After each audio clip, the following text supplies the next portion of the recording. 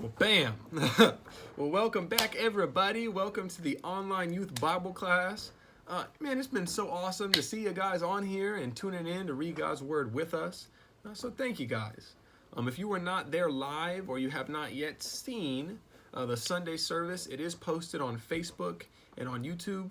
So if you haven't seen it, please go and watch it. It is awesome, and it is never too late to get your worship on. So my wife is here. Brooke is here, the star of the show. We want to let you guys know that we are still praying for you, that we're still missing you, and that we are still here in case you guys need anything. We don't want to harp on you, but we do want to make sure you guys know that every time we get here. Well, we are going to jump into it today. Today we're going to start with an activity. So what this is I have pictures, right? And in order, these pictures say something. So I'm going to show you each picture, and in order they say something. So I want you to try to understand or to see if you can tell what I am trying to tell you. So I'm not going to say anything more. We're just going to do it. Let me turn it off. All right. So that's upside down. Restart it.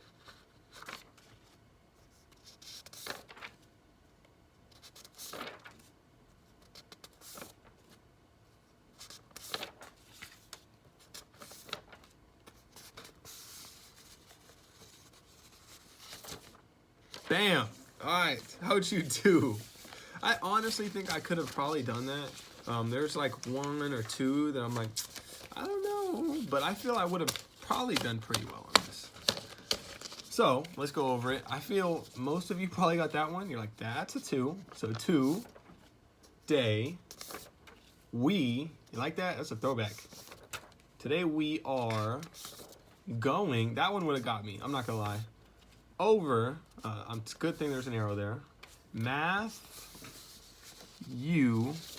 18. So today we are going over Matthew 18. How well did you do? Or how horrible did you do? I have faith in all of you, and I believe that you all did well. Well, the point of that was not to see how well or how horrible you are at that. The point of that was to do something that is not natural to us, right? Something that that just doesn't come natural to us, right? We're used to speaking so that we can talk to each other, or we're used to writing in words so that we can talk to each other. We're not used to making pictures so that we could talk to each other, right? I don't think that's something that we are that comes natural to us, and yeah, so that is, we will see why that is important after we read the passage. So like it said, today we are in Matthew 18. So if you want to turn there, we're in Matthew 18:21. You can pause the video, but I'm going to go ahead and read it. It says, Then Peter came to Jesus and asked, Lord, how many times shall I forgive my brother or sister who sins against me? Up to 7 times? Then Jesus answered, I tell you, not 7 times, but 77 times. So, Peter asked Jesus, and Jesus responded. And after this, Jesus explained his response with a parable, right? We learned that parables were stories that were tailored to the audience so that the audience could understand. So Jesus tells a parable to explain his response. And in this parable, in the story, there was a king who wanted to collect all of the debts of all his servants, right? All of his servants owed him something, right? He might have gave them something or let them use something, but they all owed him. And he wanted them to all pay it back.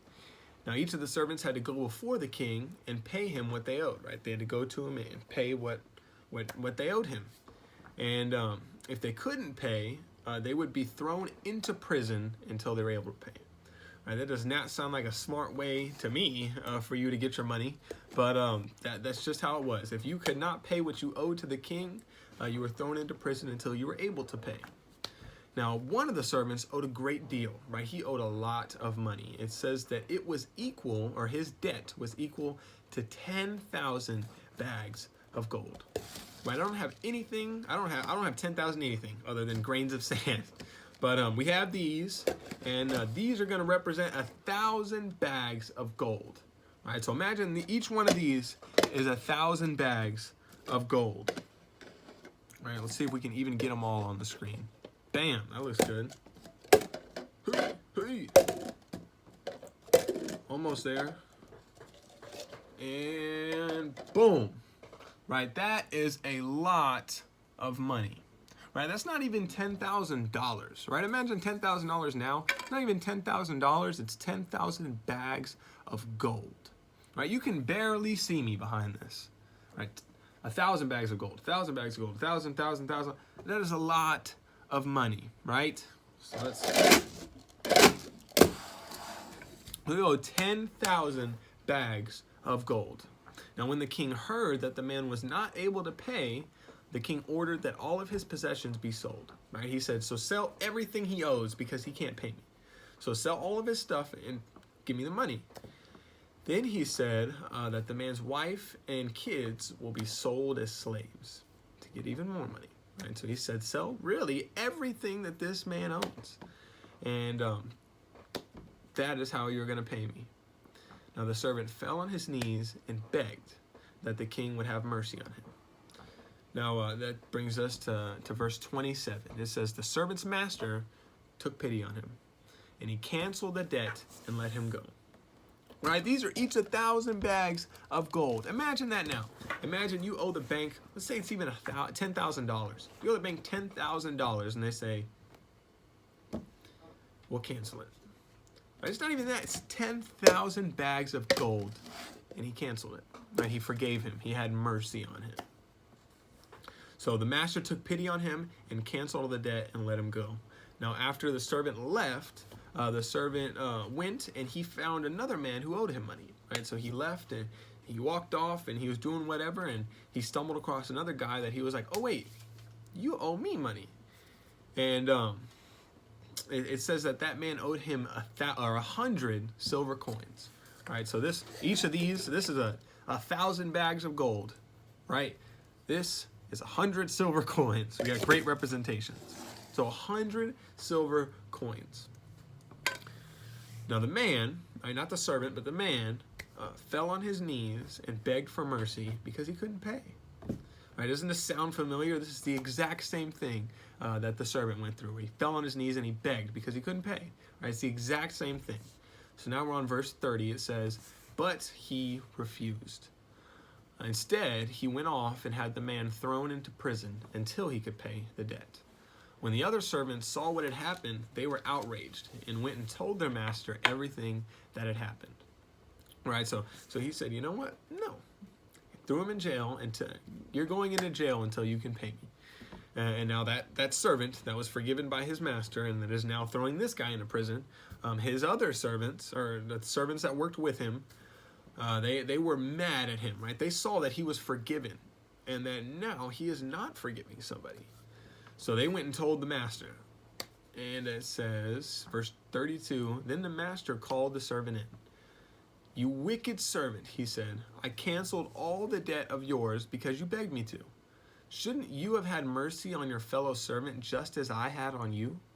In anger, his master handed him over to the jailers to be tortured until he should pay back all he owed.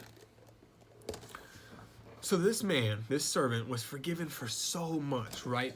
1,000, 10,000 bags of gold. He was forgiven for all of that. But he could not forgive the little 100 silver coins. Right? He couldn't do it.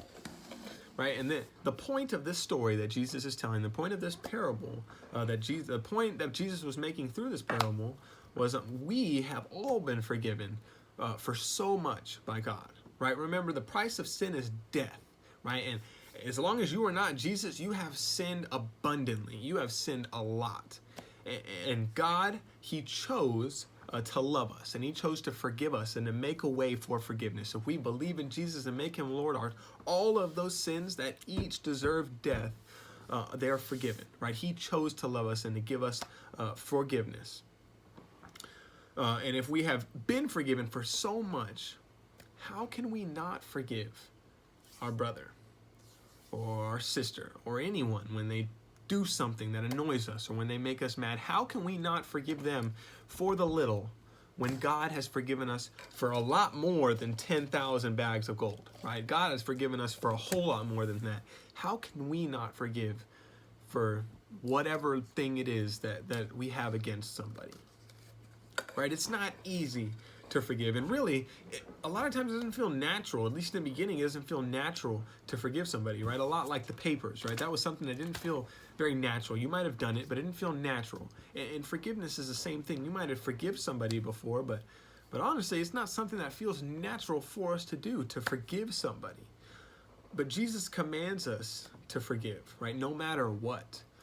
Right? There are 3 ways to handle something, right? And I want to clarify, we're talking about everything, right? We're not talking about big things that you need to forgive people for, or we're not talking about just big things or even just little things. We're talking about everything, right? Anything you could ever have to forgive somebody for. Somebody annoying you, somebody flicking your ear, or somebody doing something horrible to you. We're talking about all of those things. Forgiveness in a whole. So there are 3 ways to handle something, right? The first is to ignore it, right? That was me. I was an ignorer my whole life, right? No matter if somebody made me angry, right?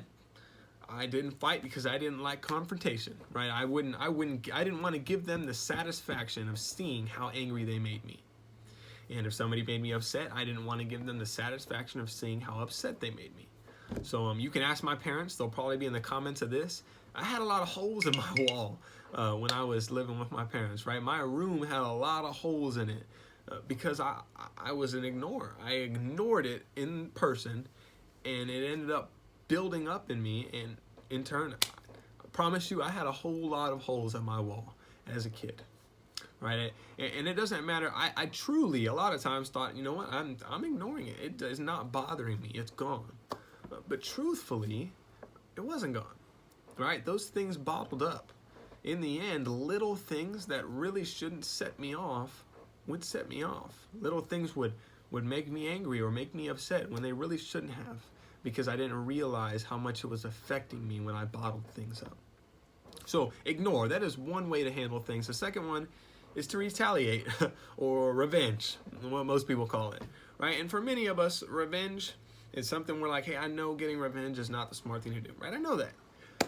But usually revenge does come natural to most people, right? I don't care how old you are, your brother slaps you and you kick him down the stairs. Like, that's just how it works. I get that, right? I was the only one that did that. But still, if you have brothers or sisters, revenge is something you have done. Do not lie to me, right? They flick your ear and you shoulder bump them, right? That's revenge. Somebody says something and you roll your eyes, right? That's retaliating. Somebody, whatever, they say something, you say something back. Whatever it is, that is revenge. And even up to the big things where somebody does something bad to you and you take it upon yourself to go and do something really bad back to them, that is all revenge. Now, there have been times where I have gotten revenge, right? Whether it be in basketball or whatever, but there are times where I've gotten revenge, and now, right, I realize how much time is wasted, right? I spent all this time angry and all this time worried about getting somebody back. And in the end, what did I get? What did anybody get out of it? Right? In the end, I hurt somebody. In the end, I spent all this time angry and upset or worried about getting somebody back. Revenge truly nobody wins out of revenge. They don't win, and you really don't win either. Right? I can tell you that from experience. So there's ignore, and there's revenge, and the last one is forgive.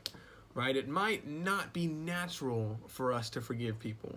Right? Like the sign thing. It might not be something that's natural for us to forgive people for the little things or even for the big things.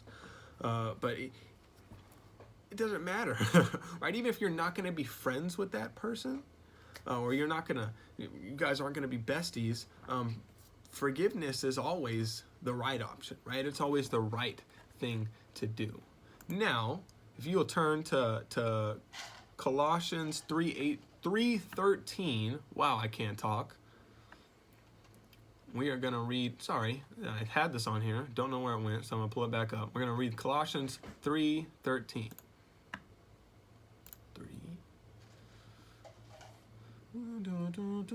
All right, Colossians 3:13 says, bear with each other and forgive one another. If any of you has a grievance against someone, forgive as the Lord forgave you. Right, so forgiveness, whether it's little or big, somebody pushes you, or your brother flicks your ear, or somebody does something horrible to you, forgiveness is always the option. Bear with each other, right? Get through this time with each other and forgive as the Lord forgave you, right? The Lord has forgiven you for a whole lot more than 10,000 bags of gold. He's forgiven you for a million instances of things that deserve death. And I think we, as a people, can work to forgive people for the little things, right? And truly, this you think about it, right? Our time here on earth is supposed to be temporary, right? This is in the span of eternity, right? We are supposed to be with the Lord for eternity. So being here on earth is supposed to be a moment. I think these things, when we look at it like that, we can realize how small these things can be. Because I know how it is to be like, no, this is a big thing. This is important. This really hurt me. But when we look at it in the span of eternity and how quick our life is going to be here on earth, knowing we can realize how small these things can be and how big the world around us is, right? How big of a good impact we can make when we really forgive somebody. And that's not just forgiving them to their face and saying, you know what, I'm going to act like everything's okay, but that's forgiving them in your heart and letting it go. Because that's where, if not, it's just ignoring again, right? You're going to let it build up. But truly letting things go and realizing how little of a thing it is. So the challenge for today is to truly forgive somebody, right? In our hearts. Find somebody or something, or if there's nothing you can forgive, you're like, hey, I forgive everybody all the time. That is amazing.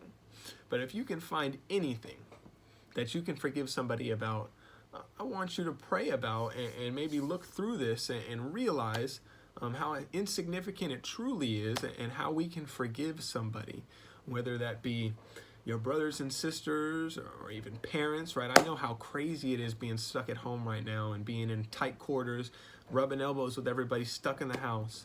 But find a way to forgive. And maybe you won't even need to forgive yourself for something, right? And there are things that we do that hurt. We hurt ourselves, right? Forgiving ourselves is a big thing. Maybe it's even forgiving the Lord, right? Maybe you feel the Lord has done something wrong to you. How could you let this happen to me, God? And maybe it is time to forgive him because we realize how much he has forgiven us. So, 1 second, let me make sure I didn't forget anything. Yeah, and be honest about it, right? Remember, this is about the heart. This is about truly forgiving somebody. And see if thinking about how to forgive, right, going through this and how insignificant it is, right, if you are able to forgive. But we truly can't move forward if we have anger or resentment left in our hearts. So that is it for today. We can go ahead and pray and we will get out of here. So, Lord, I thank you so much for today. Lord, I thank you that you give us that you just bless us, Lord, that things can seem so insignificant and so big in our lives, but Lord, that you bless us so well that we can step out of that and maybe truly look to you and towards your kingdom and realize how insignificant our lives really are.